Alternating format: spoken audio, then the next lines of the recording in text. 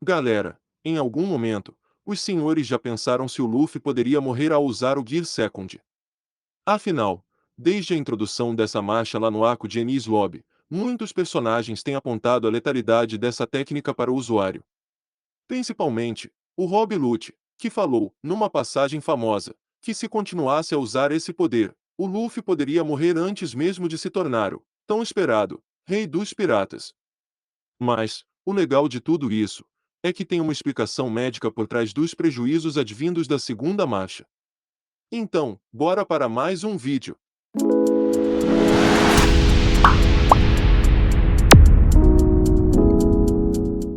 Sejam bem-vindos mais uma vez ao canal MedTudo, onde medimos tudo sobre a medicina.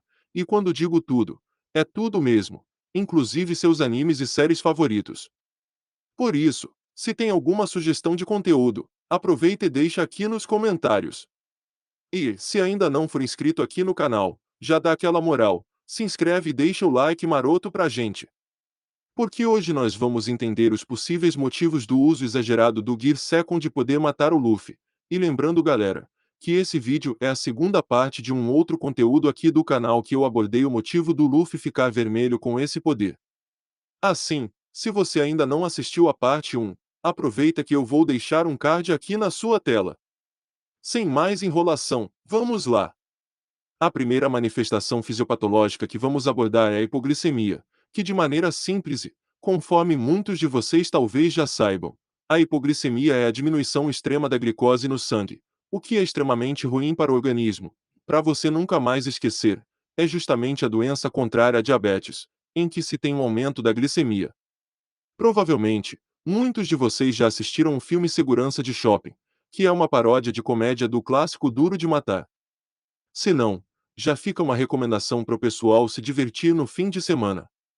Isso porque esse filme aborda um protagonista, que, por mais cômico que pareça, possui hipoglicemia e, ao longo da trama, passou muitas dificuldades. Ou seja, ilustrando a grande capacidade dessa doença em debilitar um indivíduo. Encerrando um pouco essa divagação, é importante lembrarmos que, quando o Luffy ativa a segunda marcha, por aumentar com as propriedades de borracha o seu fluxo sanguíneo, de certo modo, há uma maior carência metabólica do organismo, já que as células estão a todo vapor trabalhando para garantir o aumento da sua capacidade física. Nesse aspecto, se eu tivesse que resumir grosseiramente a bioquímica desse processo, as células, com um maior fluxo de sangue, possivelmente, um sinal endócrino para o aumento do metabolismo, precisam gerar energia visando aumentar o poder do chapéu de palha. Para tanto, utilizam muita glicose, já que esse é o combustível base do nosso organismo. Assim, suas reservas sanguíneas tendem a se esgotar e, como o fenômeno é agudo, não daria tempo do mecanismo reflexo do glucagon compensar o déficit de glicose no sangue. Portanto, após utilizar tal gear por alguns minutos, o Luffy apresentaria um quadro de hipoglicemia que, diga-se de passagem, causa fraqueza, diminuição da resposta motora e distúrbios nervosos ao ponto de causar coma e, consequentemente, morte. Tal fato sucede da necessidade, praticamente exclusiva, do cérebro consumir a glicose durante seu metabolismo. Por isso, a queda da glicose tira a única fonte de energia cerebral e os neurônios, sem seus nutrientes, passam por um estresse energético na formação de ATP, simplesmente morrendo numa espécie de inanição celular, o que se manifesta como esse quadro de coma que pode evoluir para a falência cerebral. E se a gente parar para pensar, tudo isso é muito louco. Pois como no filme Segurança de Shopping, se o Luffy não comer após exagerar no uso da segunda marcha, é provável que ele desmaie e até faleça. Não é à toa que logo depois de extenuantes batalhas, nosso protagonista ataca aquele banquete rico em carne. Até aqui, percebemos que a hipoglicemia pode ser um mecanismo de falência do nosso futuro rei dos piratas. Porém, outro ponto que também é relevante nessa questão é o fenômeno da acidose lática. O famoso ácido lático, protagonista desse recurso patológico, é a substância típica da fadiga muscular, que se relaciona com as câimbras e cansaço extremo dos músculos do pessoal que faz academia, por exemplo. Esse composto, por sua vez, é extremamente danoso para o organismo quando se acumula, já que pode causar uma acidose do sangue, consequentemente, progredir para quadros de coma e morte. Então, no caso do anime, precisamos entender como se forma esse ácido lático durante a segunda marcha. Quando Luffy ativa esse estado, seu metabolismo está avançado, isto é, mais ativo do que o normal. Além disso, como não observamos uma elevação da frequência respiratória pelo protagonista de modo a acompanhar as necessidades desse novo metabolismo, ocorre uma queda relativa do percentual de oxigênio disponível para os tecidos, causando hipóxia, que é justamente a falta de oxigênio para a célula. Como muitos sabem, o oxigênio é um gás vital para nós seres humanos e, assim, essa falta relativa deve causar certo prejuízo para o corpo. E é exatamente o que acontece, gente.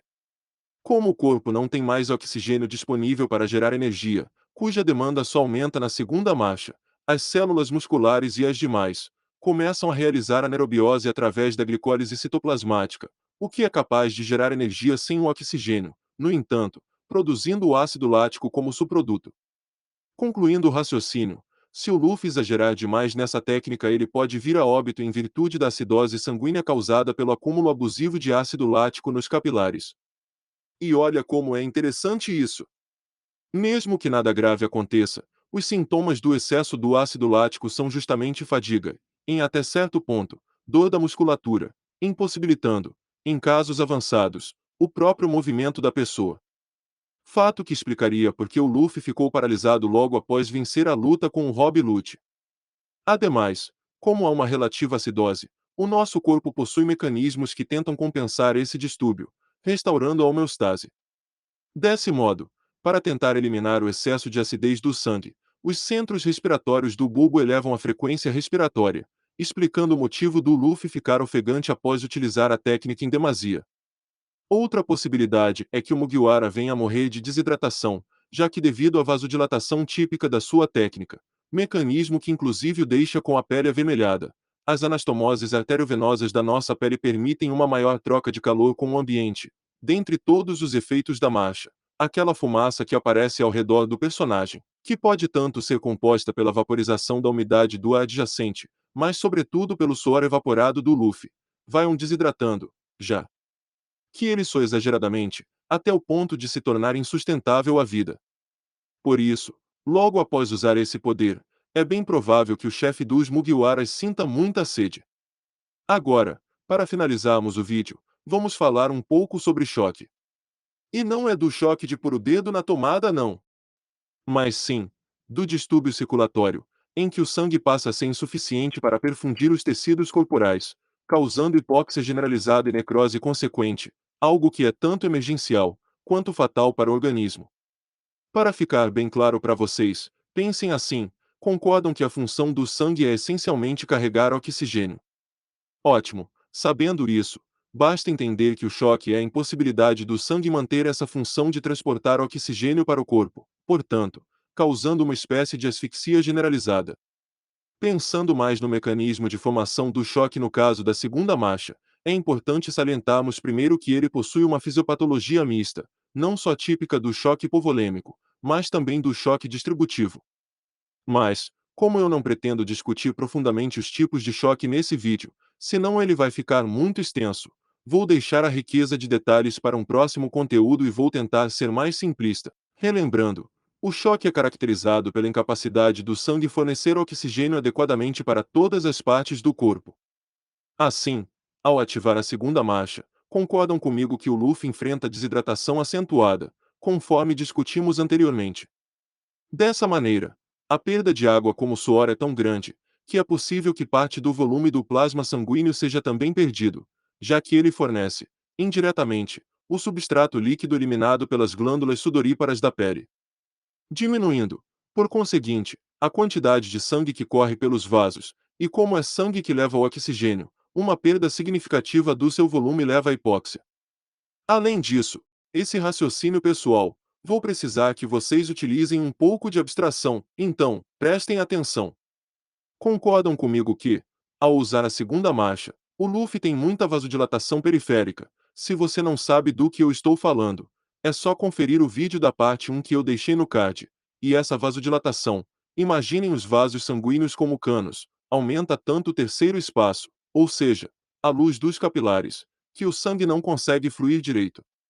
Pensem assim: Se eu tenho um canudo de refrigerante e despejo líquido por dentro dele de maneira a preencher todo o seu interior e, com o mesmo fluxo de líquido, despejo em um cano de encanamento, é evidente que o mesmo volume de líquido não será capaz de preencher a luz maior do cano de encanamento.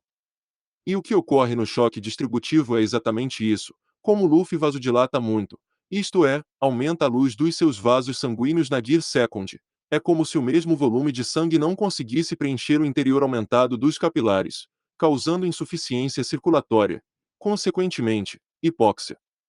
Portanto, como tanto esse mecanismo do choque distributivo, quanto do hipovolêmico sucedem na segunda marcha, após utilizado o Luffy pode experimentar aumento da frequência cardíaca, hipotensão, palidez, prostração, extremidades frias e, em ulterior análise, um estado de falência múltipla de órgãos pela incapacidade do sangue fornecer oxigênio para o corpo.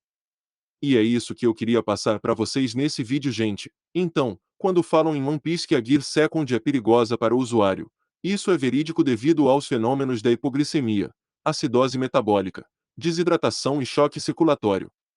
Lembrando que se gostaram do conteúdo, não esqueçam de curtir e compartilhar com os amigos. Forte abraço e até a próxima!